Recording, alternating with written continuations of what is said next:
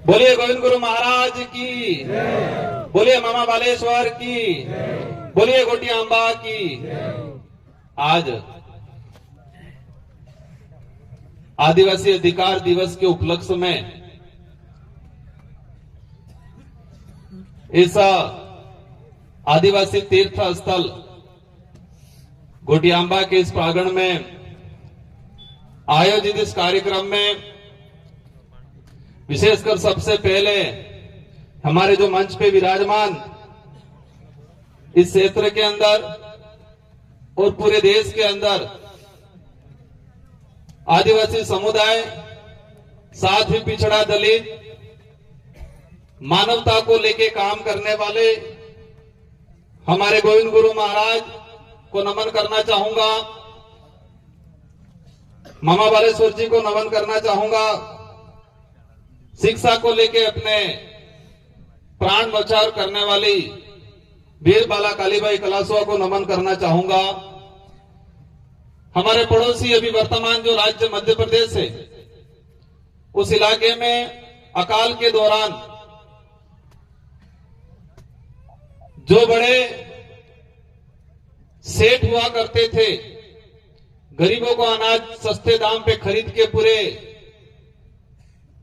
कोठियां भर रखी थी, उनको लूट के अकाल के दौरान जो गरीब अपनी भूखमरी से मर रहा था, उनको बांटने का काम करने वाले टाटिया मामा को नमन करना चाहूंगा।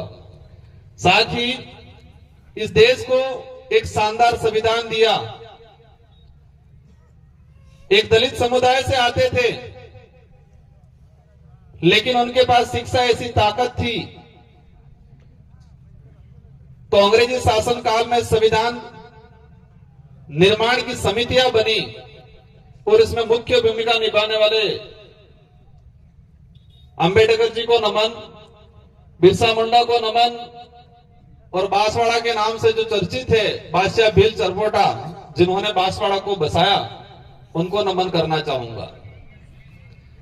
साथियों, आज का जो कार्यक्रम काफी चर्चित रहा। कुछ लोगों ने इस कार्यक्रम को काफी चर्चित बना दिया। किसी को लग रहा होगा, जिन्होंने चर्चित बनाया उनको लग रहा होगा हमने अच्छा किया, लेकिन आने वाले 20, 25, 50 साल बाद उनकी पीढ़ियां, उनके बच्चे पढ़ेंगे या सुनेंगे तो उनको बच्चों को शर्म आएगी कि हमारे बाप दादा ऐसे थे जो गलत रास्ते पे चल के इस कार्यक्रम को असफल करने की और समाज के रोड़ा अटकाने का काम करने का काम किया था। उनके बच्चे कहेंगे, हम नहीं कहेंगे। आज हमारा कार्यक्रम का मुख्य टाइटल जो उद्देश्य था, विश्व आदिवासी अधिकार दिवस। 13 सितंबर 2007 को यूएनओ ने विश्व आदिवासी अधिकार दिवस घोषित किया, और वो विश्व आदिवासी अधिकार दिवस इसलिए घोषित किया, एक बात हमको समझनी पड़ेगी। इस भारत देश के अंदर विश्व आदिवासी दिवस है और राज्य सरकार ने इसका राजकीय अवकाश घोषित किया 2020 के अंदर। वो आप लोगों की बदौलत थी कि हम 2 विधायक चुन के गए और गहलोत जी की सरकार थी और हमने कहा इसको घोषित करो, और घोषित करना पड़ा।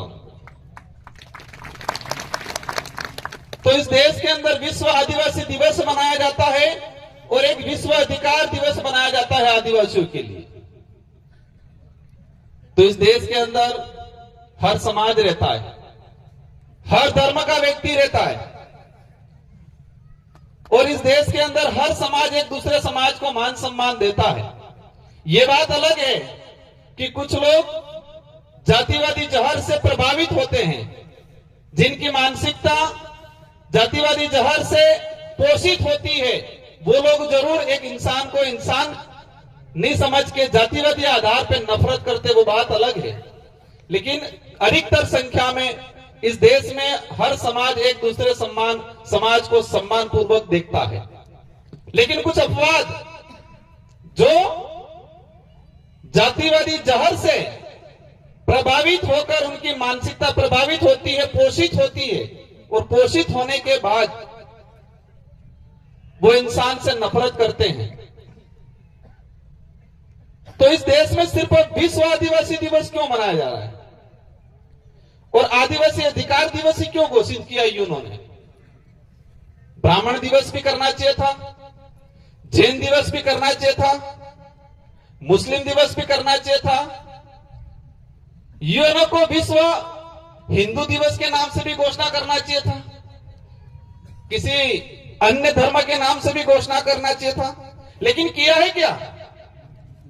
आदिवासी विश्व आदिवासी दिवस संयुक्त राष्ट्र संघ ने और 2007 के अंदर विश्व आदिवासी अधिकार दिवस एक मानवाधिकार दिवस है, क्योंकि मानव धर्म सबसे बड़ा धर्म मान लो।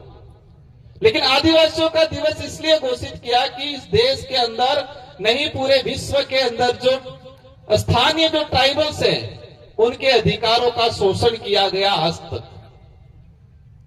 हमें संविधान के अंदर अधिकार मिल गया, आरक्षण मिल गया, संवैधानिक प्रावधान मिल गए संविधान में, लेकिन इसको धरातल पे आज तक लागू नहीं किया गया। तो धरातल पे अधिकार लागू कौन करेगा? जो विधानसभा लोकसभा में बैठने वाले लोग, सांसद और विधायक, और वर्तमान में या भविष्य में जो भी तत्कालीन सरकार रही होगी,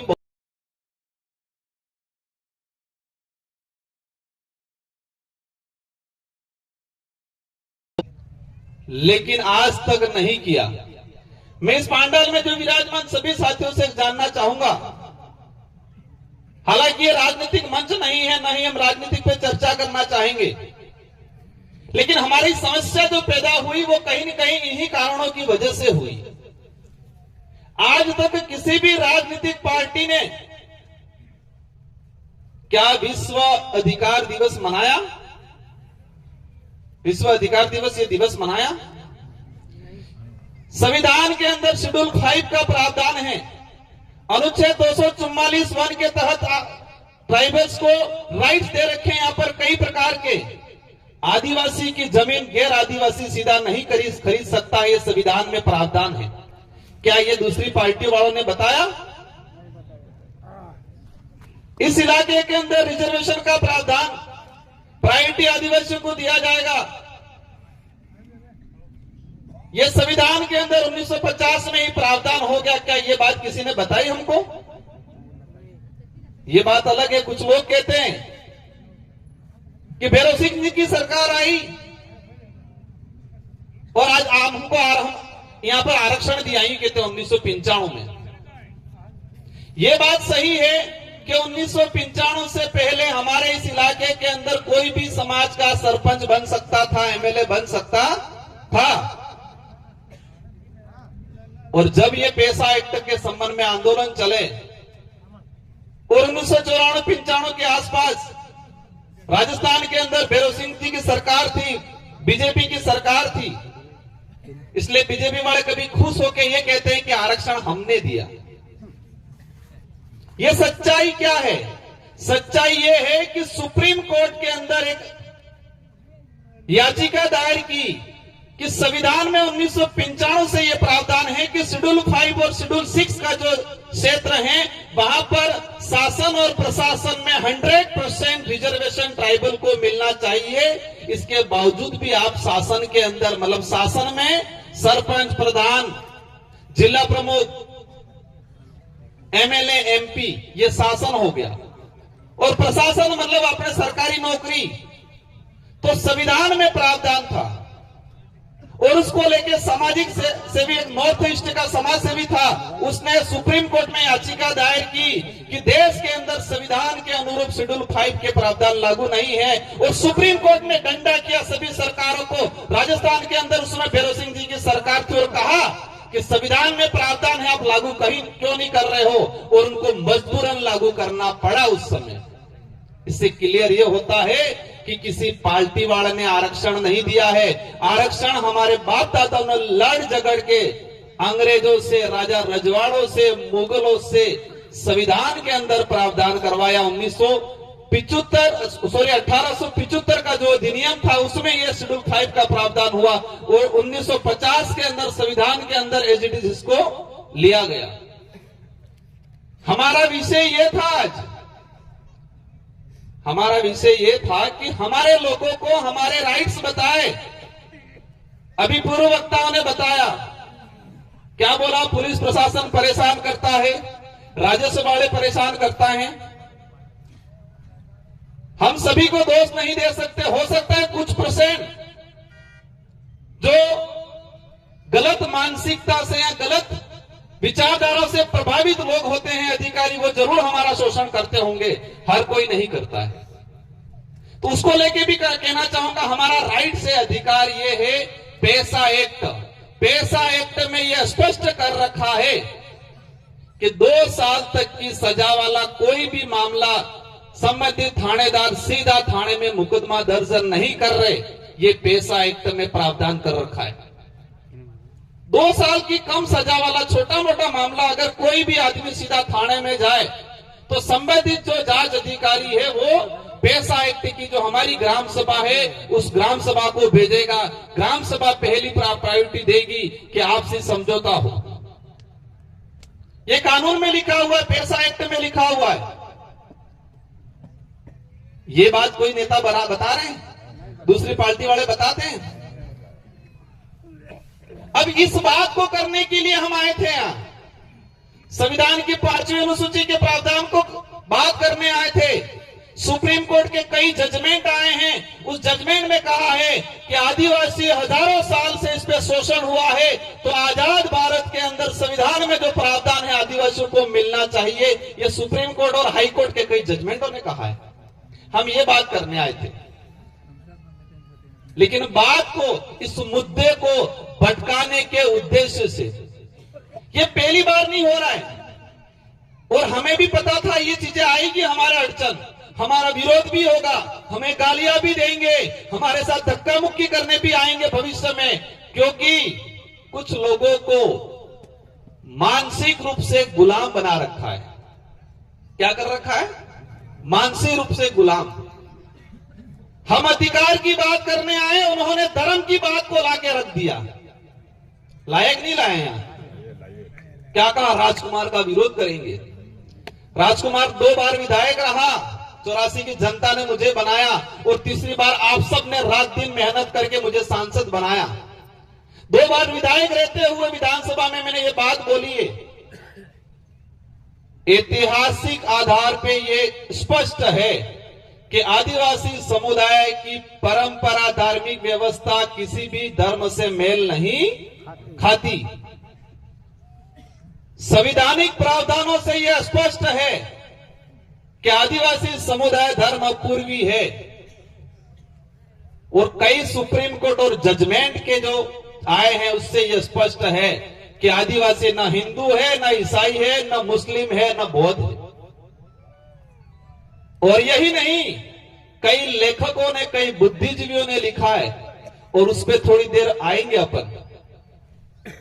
मैं एक चिट्ठा निकाल के लाया, जब उन्होंने विरोध करना शुरू किया, धर्म को लेके ले आए, हम अधिकार की बात करने आए थे, ये धर्म पे आ गए।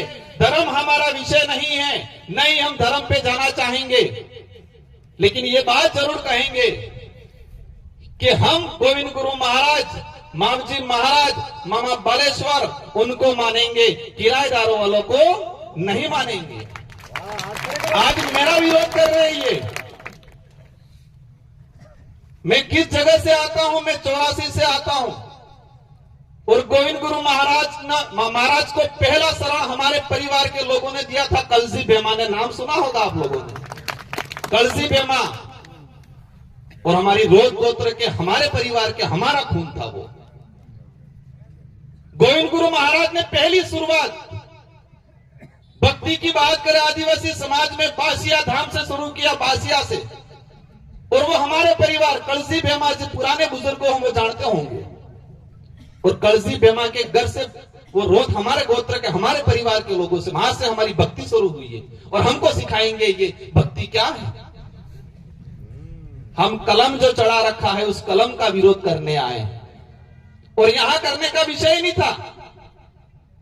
ये देश का संविधान ये कहता है कि कोई भी व्यक्ति अपनी इच्छा के अनुसार किसी भी धर्म को स्वीकार कर सकता है, देश का संविधान कह रहा है। और इस देश के इतिहास में पहला उदाहरण भीमराव अंबेडकर जी ने 1936 के अंदर महाराष्ट्र में एक सभा में कहा कि मैं अज्ञानता वंश हिंदू धर्म में पैदा हुआ, लेकिन मैं मरूंगा नहीं, ये मेरे बस में है। ये बात बोली भीमराव अंबेडकर जी ने। और 1956 में देश की आजादी के बाद का एक सुनहरा इतिहास है कि नागपुर के अंदर 14 नवंबर 1956 में 3 से 4 लाख लोगों के साथ भीमराव अंबेडकर जी ने बौद्ध धर्म अपनाया। ये इतिहास किसी भी पाठ्यक्रम में नहीं पढ़ाया जाता है। हम किसी भी धर्म का विरोध नहीं करेंगे, लेकिन जो सच्चाई है उस सच्चाई को हमारे समाज, आने वाली पीढ़ी को देना हमारा कर्तव्य है। और हमें यही पता है कि जब हम सच्चाई की बात करेंगे, अधिकारों की बात करेंगे, तो जो मानसिक रूप से गुलाम लोग हैं वो हमारा रोड़ा अटकाएंगे, ये भी पता है।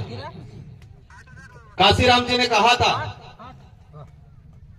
कि इस देश के अंदर हजारों साल से जातिवादी मानसिकता से शोषण करने वाले लोग मेरा विरोध करेंगे, तब तक मैं सही दिशा में चल रहा हूं।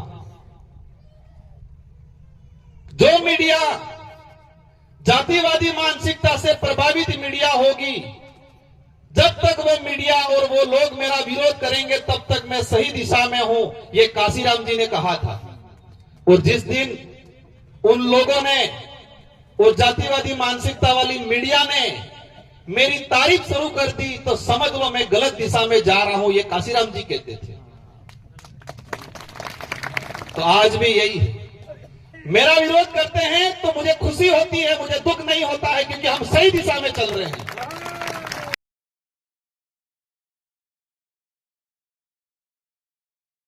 बालेश्वर की भक्ति का अनुसरण कर रहे हैं, ये हमें लगता है। और ये बात भी समझ लेना, जो विरोध करने वाले हैं उन्होंने हमारी तारीफ करना शुरू कर दिया, समझ लेना हम गलत दिशा में जा रहे हैं। हुआ था कि नहीं हुआ था? भाजपा के प्रदेश प्रभारी आए, उन्होंने कहा राजकुमार रौत बहुत अच्छा आदमी है। कहा कि नहीं कहा? राजकुमार रौत बहुत अच्छा आदमी है, युवा है। उन्होंने सच्चाई कहा, यह कहा कि जो आज तक नहीं आदिवासी इलाके के अधिकारों की बात नहीं की, वो बीएपी पार्टी और राजकुमार रौत कर रहा है। ये भाजपा के प्रदेश प्रभारी जी ने कहा। मेरे को लगा मैं कहीं गलत दिशा में तो नहीं जा रहा हूं, ये समझ लेना। मैंने कहा हो सकता है हम गलत दिशा में जा रहे हैं और वो तारीफ तो नहीं कर रहे, वो गुप्त बात है, उस बात को नहीं बताऊंगा। और हमने कह दिया हम सही रास्ते चलेंगे, और वापस जाते वक्त बोल के राजकुमार बहुत खराब है। तब मेरे को तसल्ली हुई। उन्होंने तारीफ की तो मुझे तकलीफ हुई। उन्होंने वापस जाते वक्त कहा राजकुमार खराब है, तो मुझे अच्छा लगा, क्योंकि हम सही दिशा में जा रहे हैं। ये बात ध्यान रखना, ये लड़ाई नेता बनने की नहीं है, ये लड़ाई सिर्फ नाम कमाने की नहीं है, ये लड़ाई वास्तविकता को आगे ले जाने की, हमारे अधिकारों को लड़ने की, संविधान को धरातल पे लाने की आबा वाली पीढ़ी ने सुनहरा अवसर आलवानी लड़ाई। गोविंद गुरु महाराज कही कहता उसने निस करो, निस ने होश करो। ये हमारी भक्ति है। मैं कई उदाहरण लेके आया हूं, समय काफी हो गया है। एनसीईआरटी, इस देश के अंदर पाठ्यक्रम चलता है, उसका पाठ्यक्रम तैयार करता है एनसीईआरटी। और एनसीईआरटी की किताब थी 12वीं क्लास में सामाजिक विज्ञान की। इस किताब में यह पढ़ाया जाता था, क्योंकि ये बात इसलिए बता रहा हूं मैं आज कि भाजपा के लोगों ने, इन लोगों ने बिरसा मुंडा युवा शक्ति के नाम से ये कार्यक्रम कर रहे, नहीं कर रहे, बिरसा मुंडा जी के नाम से। तो बिरसा मुंडा जी का उपदेश था 12वीं क्लास सामाजिक विज्ञान की किताब में, इनके पाठ्यक्रम में सम्मिलित किया गया था कि आदिवासी समुदाय की अपनी भक्ति परंपरा अन्य धर्मों से अलग है। आदिवासी समुदाय कि भक्ति परंपरा रीति रिवाज न हिंदू से मेल खाते हैं न ईसाई से मेल खाते हैं, ये बिरसा मुंडा ने कहा था। इस बिरसा मुंडा जी को आगे करके ये लोग घूम रहे हैं।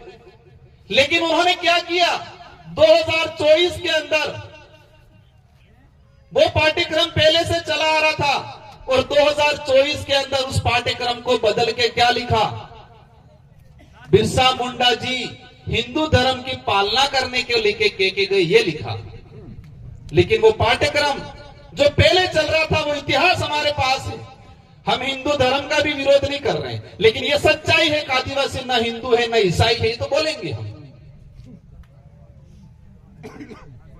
बिरसा मुंडा जी को आगे किया और बिरसा मुंडा जल जंगल जमीन को लिए लड़ते थे और बिरसा मुंडा जी को आगे करके ये लोग हमारी जल जंगल जमीन हड़पने का काम कर रहे हैं।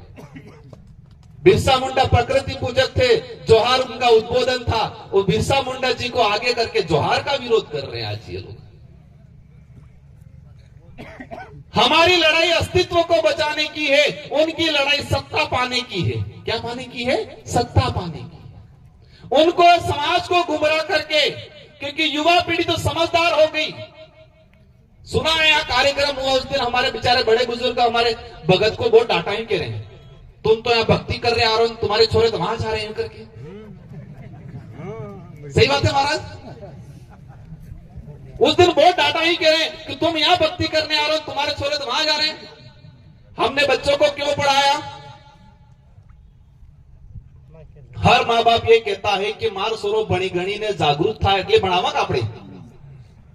तो हमारे बच्चों को पढ़ाया इसलिए कि हमारा बच्चा पढ़ लिख के जागरूक होगा, अपने अधिकार को समझेगा, इसलिए पढ़ाया आपने।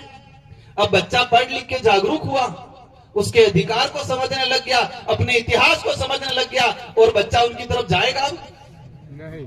बच्चा तो अपने काम की ओर ही जाएगा, जो सही लगा उस पर जाएगा। बस कहेंगे सुरो बगड़ी की कहीं क्यों कहीं। बातें अनेक हैं, उनकी जो बात थी उसी बात को मैं दोहराना चाहूंगा। आज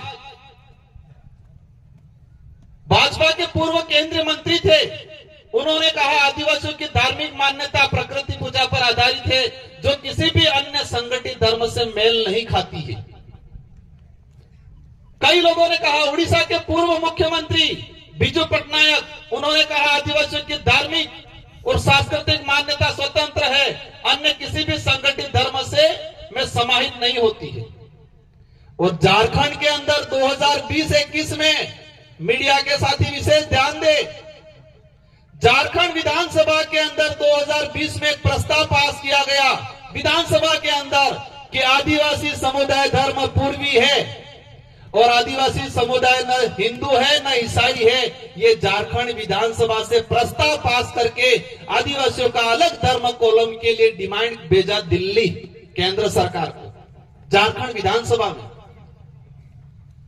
जेजेएम की सरकार थी, लेकिन विपक्ष में कौन था? विपक्ष में भाजपा के लोग थे। प्रतिपक्ष नेता, भाजपा का प्रतिपक्ष झारखंड का नेता कहता है कि आदिवासी हिंदू नहीं है, लेकिन हमारे यहाँ के कुछ नेता कहते हैं, क्या कहते हैं ये,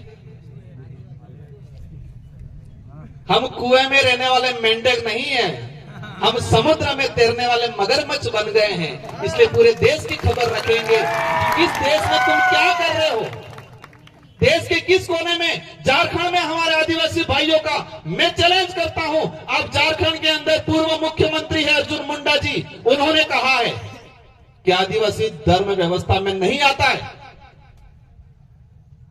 फिर दोबारा कह रहा हूं, धर्म हमारा विषय नहीं है, जिसको जो मानना है वो माने, लेकिन हम ये कहेंगे कि आदिवासी समुदाय धर्म पूर्वी है।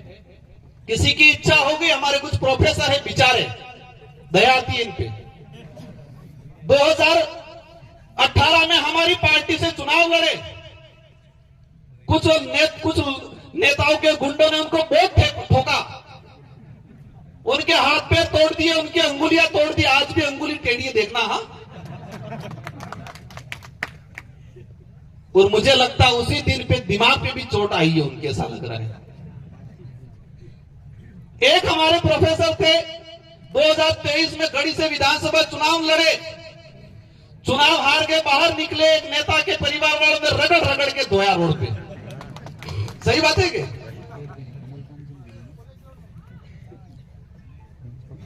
फिर भी वो कहां जाके चले गए? जिनको रगड़ रगड़ के उनको मारने वाले थे वही घुसे। तो उस दिन से इनके दिमाग पे चोट आई है। इसलिए बेचारे हमारे साथी कह रहे थे हमको कहीं नहीं उलझना है, वो बेचारे हैं, इन पे दया करनी है। समाज क्या सोचता था आप अपने अस्तित्व के लिए? एक प्रोफेसर साहब कुछ पहले दिन तो कह रहे थे कि आदिवासी किसी धर्म में नहीं आता है, और आज कह रहे हैं कि वर्ण व्यवस्था में। आप मानो कोई दिक्कत नहीं, आप सूत्र में जाके मानो हमें कोई दिक्कत नहीं है, आपको अच्छा लग रहा है जो धर्म मानो, हम विरोध नहीं कर रहे। यहां पर भी जो बैठे हम किसी को ये पाबंद नहीं कर रहे, जिसको कि इस देश का संविधान आजादी देता है प्रत्येक व्यक्ति को। आज देश के अंदर हम देख रहे हैं ये सारा खेल है दिमाग का। कुछ विचारधारा ने ये किया, आदिवासी समुदाय को इनको कमजोर करना है, दलित को कमजोर करना है, माइनॉरिटी को कमजोर करना है, तो उनको आपस में लड़ाओ। और आपस में लड़ाने का एक साधन देखा उन्होंने, धर्म।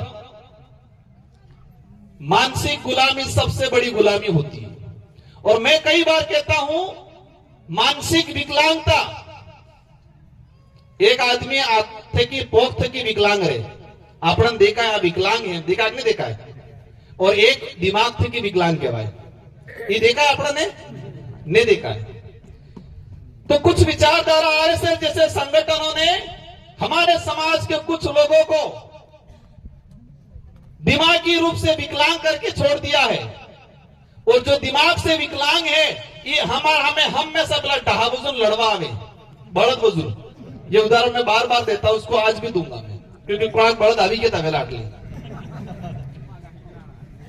अपने जब बारिश का समय आता है तो पेलो डाहो थोड़ो खाइन काटो था, अपने ये बड़द इनके डाहो कई बड़द अब काटो थाइन पसे डहा डहा बड़द बड़द लड़ाई सी की तेने हेंगड़ो भांगे कि नहीं भांगे?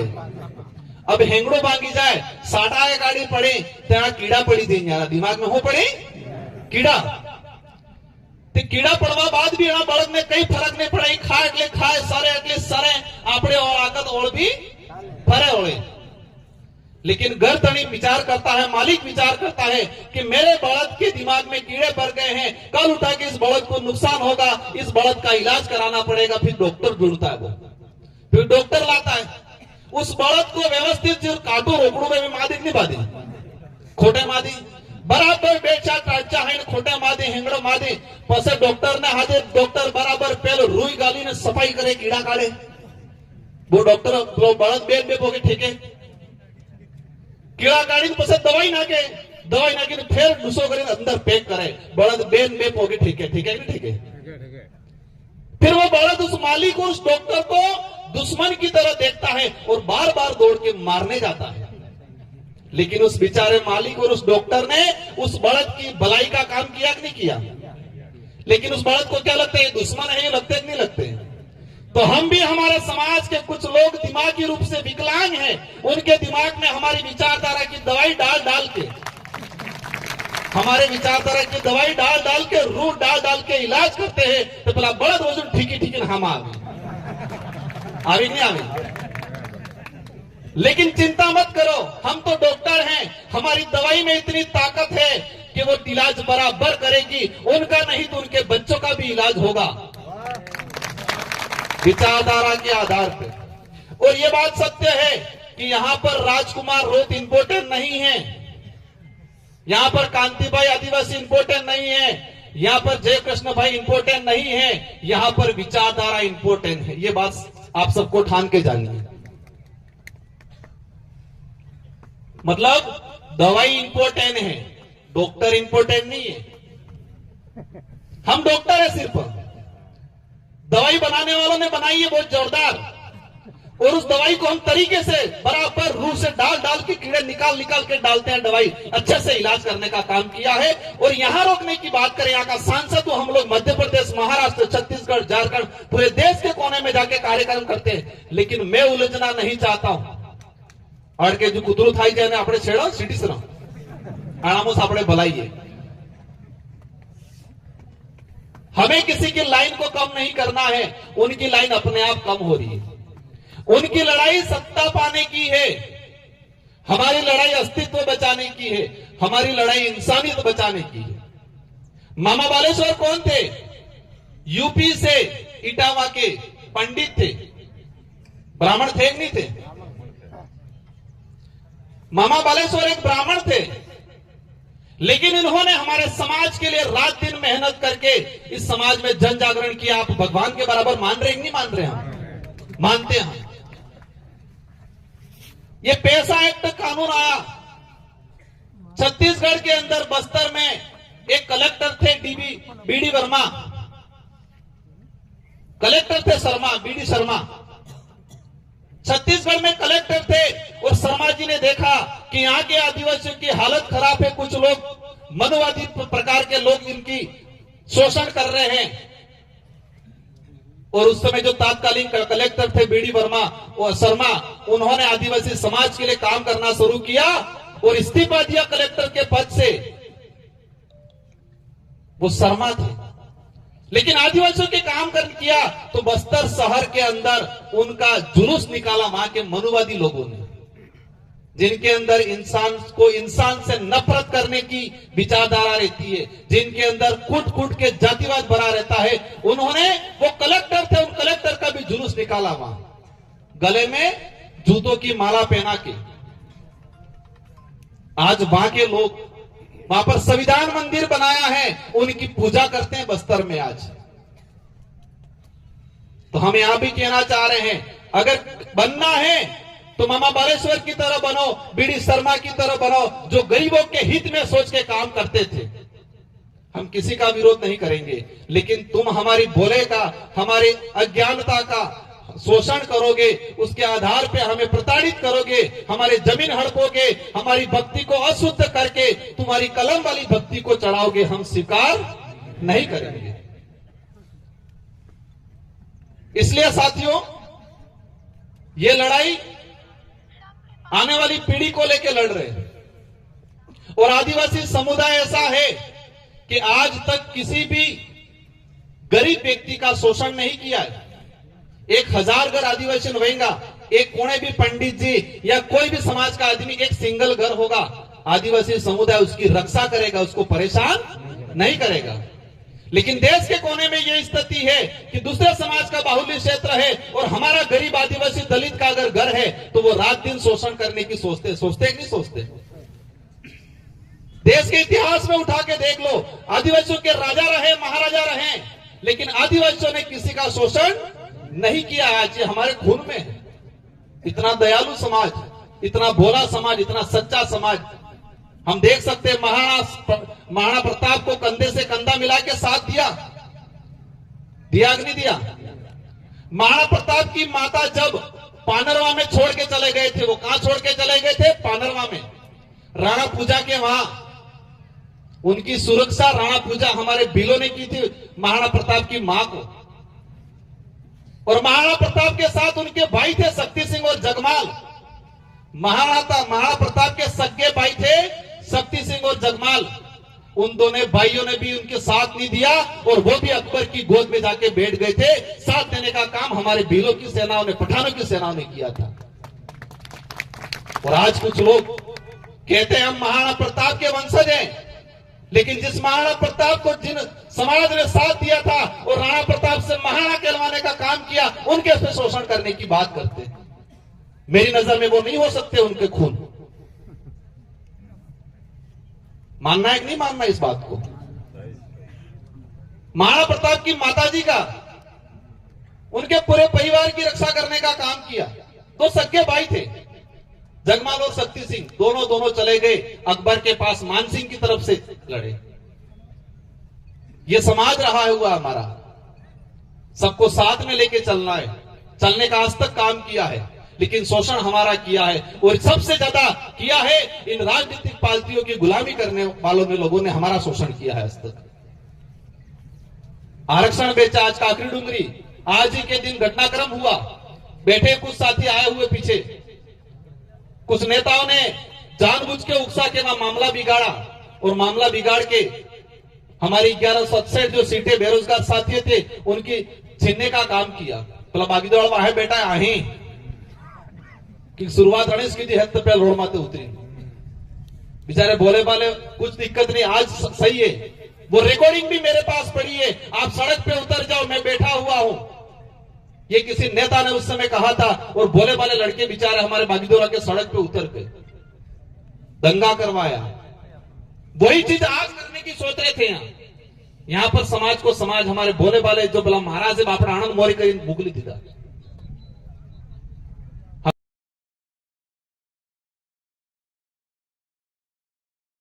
नेजो दजा और झंडो फर्क है, इन दाम दुणी थानक और मंदिर में भी फर्क है, भक्ति और धर्म में भी फर्क है। आना माते भी कई दिन बात करेंगे अपनी। इसलिए आप सबको खूब खूब धन्यवाद। और विशेषकर आयोजन कमेटी, आपने एक शानदार आयोजन किया। विपरीत परिस्थितियों में आपने एक अच्छा आपको पग पग पे रोकने का काम किया। और मैं वही कहना चाहूंगा, जिस दिन तक आपको रोक रहे हैं समझ लो आप अच्छी दिशा में चल रहे हो, और जिस दिन आपको साथ देने लग गए समझ लो आप गलत दिशा में चल रहे हैं। क्योंकि हमारी विचारधारा वही है, जो मानसिक रूप से विकलांग है उनका इलाज करने का। इन्हीं शब्दों के साथ सारे बड़े बुजुर्गों को, हमारी माता बहनों को, हमारे सारे आयोजन कमेटी को, मीडिया बंधुओं को, राजस्थान पुलिस के जवानों को, आप सबको तहे दिल से धन्यवाद। एक तीर एक कमान, एक तीर एक कमान, बोलिए मनोवालेश्वर की, बोलिए गोविंद गुरु महाराज की। आप सबको जय जवान, जय भारत, जय संविधान, जय भीम प्रदेश। 10 मिनट एक बार बैठ जाना, एक भजन करके।